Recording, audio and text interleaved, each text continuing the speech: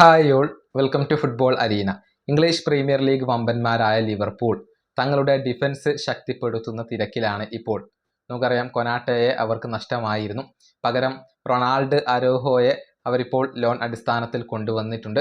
മാത്രമല്ല, ഇതുമായി ബന്ധപ്പെട്ട മറ്റൊരു റൂമർ ഇപ്പോൾ പുറത്തേക്ക് വന്നിട്ടുണ്ട്.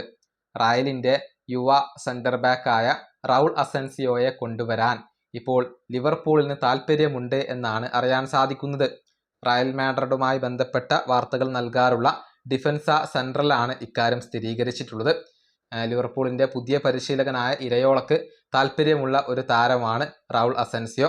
ഈ 23-കാരനായ താരത്തെ കൊണ്ടുവരാൻ ലിവർപൂൾ ഇപ്പോൾ താല്പര്യം പ്രകടിപ്പിച്ചു കഴിഞ്ഞു എന്നാണ് അറിയാൻ സാധിക്കുന്നത്.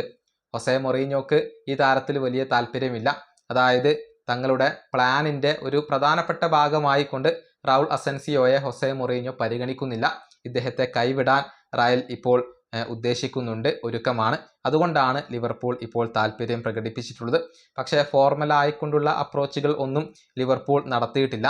ഇനി അസൻസിയോ കൂടി ഇവിടെ തീരുമാനം എടുക്കേണ്ടതുണ്ട്. റയൽ മാഡ്രിഡ് വിടണോ വേണ്ടയോ എന്ന കാര്യത്തിൽ അസൻസിയോ ഇതുവരെ തീരുമാനങ്ങൾ എടുത്തിട്ടില്ല. അദ്ദേഹം കൂടി ഒരു തീരുമാനം എടുക്കേണ്ടതുണ്ട് എന്നാണ് ഡിഫൻസ സെൻട്രൽ റിപ്പോർട്ട് ചെയ്തിട്ടുള്ളത്. ഏതായാലും ലിവർപൂളിൻ്റെ പരിശീലകനായ ഇറയോളക്ക് റൗൾ അസൻസിയോയിൽ ഇപ്പോൾ താല്പര്യമുണ്ട്. നമുക്കറിയാം, ഇപ്പോൾ ഒരുപാട് സെൻറ്റർ ബാക്ക് താരങ്ങളെ റയലിന് ലഭ്യമാണ്.